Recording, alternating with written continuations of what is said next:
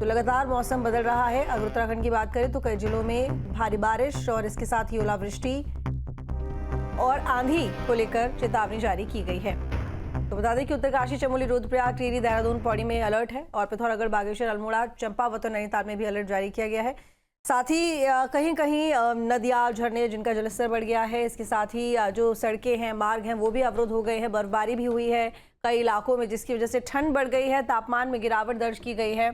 तो जिस तरीके से हम देख रहे थे कि पिछले कुछ दिनों से लगातार तापमान बढ़ता जा रहा है, टेम्परेचर में लगातार वृद्धि हो रही थी, गर्मी बहुत ज़्यादा बढ़ रही थी, जिसकी वजह से लोग परेशान हो रहे थे। लेकिन अब इस वक्त फिलहाल तापमान में कमी है, मौसम सुहावना है और कई इलाकों में तो ठंडा मौसम है क्योंकि बर्फबारी भी हो रही है, ओलावृष्टि हुई है।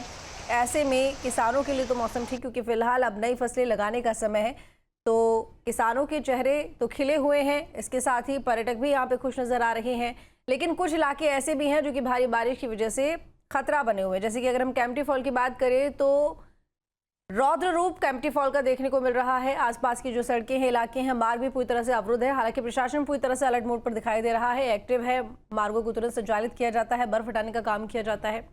और ऐसे में 11 जिले जहां पर मौसम विभाग का अलर्ट कुछ दिनों के लिए जारी किया गया है।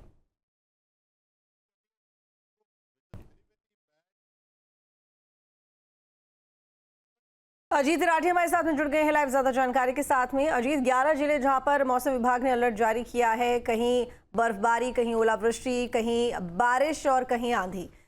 इसी तरह से मौसम भी देखा जा रहा है कि ठंडा हो गया है क्योंकि तापमान में गिरावट आ गई है, गर्मी से राहत। लेकिन कितने दिन इसी तरह से मौसम रहेगा?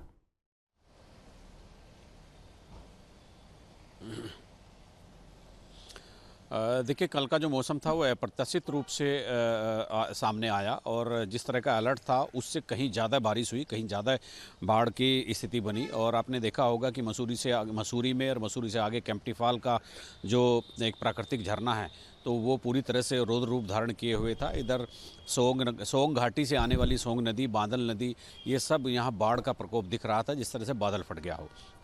मौसम विभाग की पहले से फोरकास्टिंग थी, तो इसी के मद्देनज़र मौसम विभाग ने कल और परसों यानी 5, 6 और 7 के लिए भविष्यवाणी की है कि इस दौरान भी भारी बारिश 11 जिलों में और भारी बारिश, ओलावृष्टि और तेज़ हवाओं के साथ बड़ी मूसलाधार बारिश हो सकती है।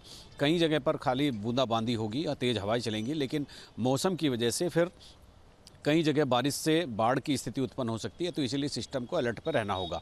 जैसे मौसम विभाग की फोरकास्टिंग कल शाम ये आई और आज ही सुबह ही सभी जिलाधिकारियों को मुस्तैद कर दिया गया है। उनको कहा है कि जितने भी आपदा प्रबंधन के से जुड़े हुए या आपदा से निपटने के जितने भी इक्विपमेंट और टीमें हैं उनको अलर्ट पर रखा जाए और ऐसे स्थान जहां पर बाढ़ आ सकती है या जहां पहले लैंडस्लाइड या बाढ़ का प्रकोप आता रहा है या जहां पहले हादसे होते रहे हैं, तो वहां पर एसडीआरएफ की जो पुलिस टीम है, एसडीआरएफ की टीमें हैं, उनको, आपदा प्रबंधन की टीम को, इन सब को वहाँ पर अलर्ट रखने के आदेश दिए गए हैं। तो ये आपने तो कल देखा होगा कि मौसम अप्रत्याशित रूप से सामने आया और जिस तरह से कल भारी बारिश और ओलावृष्टि हुई है पूरे उत्तराखंड में, तो उसका अंदाज़ा नहीं था। मौसम विभाग ने फोरकास्टिंग जरूर की थी कि मौसम करवट लेगा और इसी तरह की फोरकास्टिंग 5, 6 और 7 यानी आज, कल और परसों के लिए आई है। और चूँकि चारधाम यात्रा शुरू हो चुकी है तो ऐसे में मौसम की फोरकास्टिंग का महत्व बढ़ जाता है, क्योंकि सड़कों पर श्रद्धालु गुजर रहे हैं, भारी भीड़ आ रही है चारों धामों में, जहाँ जहाँ भी कपाट खुल चुके हैं। चूँकि अब चारों धामों के कपाट खुल चुके हैं तो भारी भीड़ है श्रद्धालुओं की, तो इसलिए मौसम विभाग की फोरकास्टिंग मायने रखती है और इसीलिए जिलाधिकारियों को अलर्ट पर रहने के लिए कहा गया है। जी बिल्कुल। और इसके साथ ही देखिए, जो पर्यटक हैं, क्योंकि इस तरह के मौसम में देखा जाता है कि बहुत ज़्यादा पहाड़ी क्षेत्रों का रुख करते हैं, क्योंकि मौसम उत्तराखंड में अगर कंपैरिजन देखें मैदानी इलाकों से तो थोड़ा सर्द रहता है, लेकिन बारिश और जिस तरीके से बाढ़ की स्थिति बनी हुई है, तो ऐसे में पर्यटकों की सुरक्षा के लिए प्रशासन की तरफ से क्या कदम उठाए जा रहे हैं?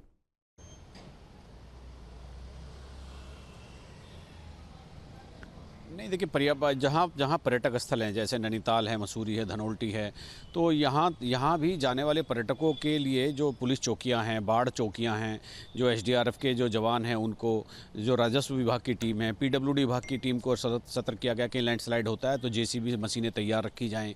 जो विभाग जिस काम के लिए है उसको उसी पर करना है और उसी पर ध्यान रखना है। कहीं भी किसी पर्यटक के साथ के पर्यटकों के कारवां के साथ कोई दिक्कत होती है, श्रद्धालुओं के साथ कोई दिक्कत होती है, तो जिस विभाग की जिम्मेदारी है वो वहाँ पर मुस्तैद मिलेगा। ये मुख्यमंत्री पुष्कर धामी के स्पष्ट निर्देश हैं। जी, बहुत शुक्रिया आपका तमाम जानकारी के लिए।